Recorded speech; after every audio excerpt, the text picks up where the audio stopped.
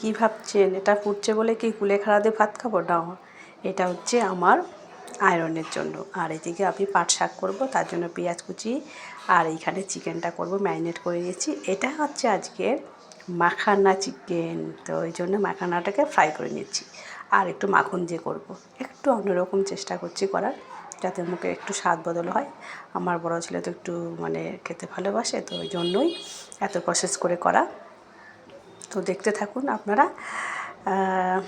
এই কড়াইটা আমার অনেক দিন পর পেলাম। এই কড়াইটা আমার সবথেকে প্রিয় কড়াই, কারণ ছোট্ট, ভীষণ সুন্দর।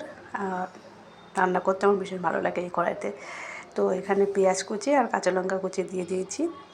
আর এটা করছি পাট শাক ভাজা, একটু নুন হলুদ দিয়ে পেঁয়াজটাকে ভাজা করে নিয়েছি। এবার পাট শাকগুলোকে দিয়ে দেবো এর মধ্যে।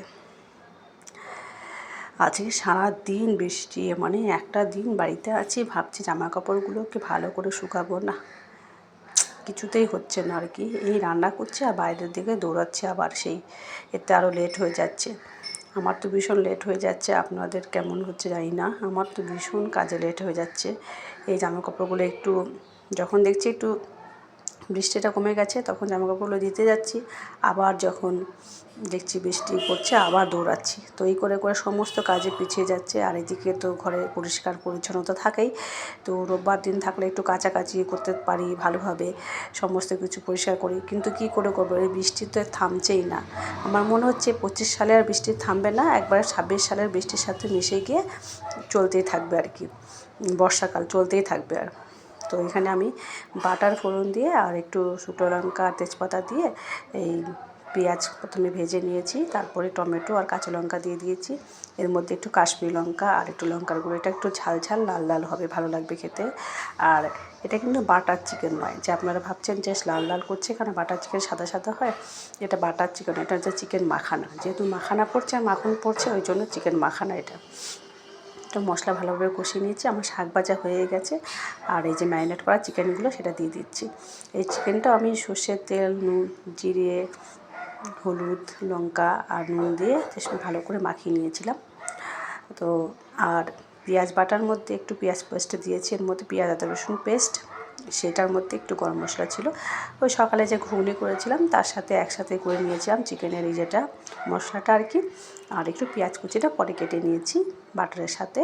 তো ভালোভাবে চিকেনটা কষিয়ে নিয়েছি, এবার আমি জল দিয়ে দিচ্ছি। আপনারা একটা জিনিস খেয়াল করেছেন যে এই চিকেনে কিন্তু আমি আলু দিচ্ছি না, কারণ এই চিকেনে কিন্তু আলু দিলে ভালো লাগবে না, একদম ভালো লাগবে না। সেই বাঙালিয়ানা থাকবে খাবারের মধ্যে, কিন্তু যেরকম হয় আর কি, যে সব কিছুতেই আলু দেওয়া, এটা একটি হয়ে যেত, তো জিনিসটা ভালো লাগে না। বাঙালি প্রত্যেকটা রান্নাই ভালো লাগে। আর এটাও তো চিকেনটা বাঙালিদের এটাই, যতটাই একটু আলাদা করে করি না কেন, সব কিছুর মধ্যে একটু বাঙালিয়ানা থাকবে। তো তার জন্য আজকে আর আলু দেবো না। তো ঝোলটা ভালোভাবে ফুটিয়ে নিচ্ছি, এই যে ফুটিয়ে গেছে। এতটা ঝোল রাখবো না, আর একটু ঝোলটা কষিয়ে নেবো ভালোভাবে। তো আমি রান্না করছি, তোমরা কে কী রান্না করছো আমাদেরকে বলবে, কিন্তু একদম বলবে যে তোমরা কি চিকেন করেছো না মাটন করেছো। এই যে শেষে মাখানা বাটারটা দিয়ে দিয়েছি, বাটারটা ভালোভাবে গলে গেছিলো, যেহেতু গ্যাসের পাশে রেখেছিলাম তো ওই জন্য।